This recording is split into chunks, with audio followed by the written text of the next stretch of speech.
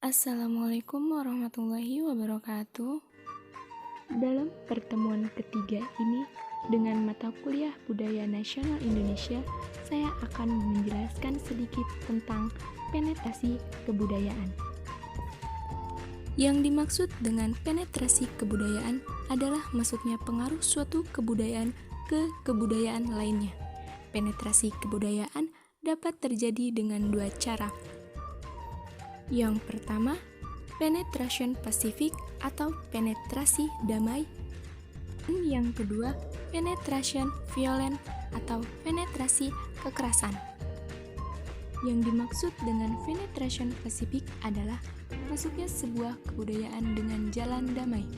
Misalnya, masuknya pengaruh kebudayaan Hindu dan Islam ke dalam kebudayaan Indonesia.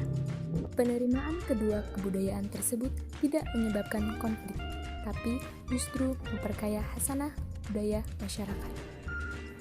Penyebaran kebudayaan secara damai akan menghasilkan akulturasi, asimilasi, dan sintesis.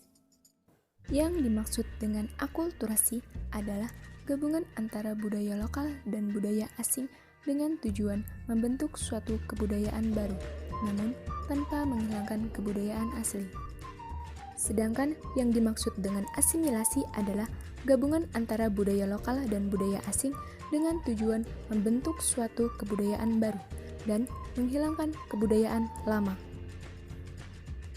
Dan yang dimaksud dengan sintesis adalah percampuran antara dua kebudayaan yang membentuk kebudayaan baru, di mana kebudayaan baru tersebut berbeda jauh dari kebudayaan asli. Dan yang dimaksud dengan penetration violent adalah masuknya sebuah kebudayaan dengan cara memaksa dan merusak. Seperti masuknya budaya barat ke Indonesia pada zaman penjajahan disertai kekerasan, sehingga menimbulkan goncangan yang merusak keseimbangan dalam masyarakat. Wujudnya antara lain budaya dari Belanda yang masih bertahan sampai sekarang, seperti pada sistem pemerintahan Indonesia. Adapun cara pandang terhadap kebudayaan antara lain kebudayaan sebagai peradaban dan kebudayaan sebagai sudut pandang umum.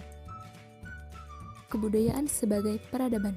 Saat ini, kebanyakan orang memahami gagasan budaya yang dikembangkan di Eropa pada abad ke-18 dan awal abad ke-19. Gagasan tentang budaya ini merefleksikan antara ketidakseimbangan antara kekuatan Eropa dan kekuatan daerah-daerah yang dijajahnya. Mereka menganggap kebudayaan sebagai peradaban sebagai lawan kata dari alam. Menurut cara pikir ini, kebudayaan satu dengan kebudayaan lain dapat dibandingkan. Salah satu kebudayaan pasti lebih tinggi dari kebudayaan lainnya. Kebudayaan sebagai sudut pandang umum. Pada akhir abad ke-19, para ahli antropologi telah memakai kata kebudayaan dengan definisi yang lebih luas. Bertolak dari teori evolusi, mereka mengasumsikan bahwa setiap manusia tumbuh dan berevolusi bersama, dan dari evolusi itulah tercipta kebudayaan. Cukup sekian penjelasan dari saya. Terima kasih. Wassalamualaikum warahmatullahi wabarakatuh.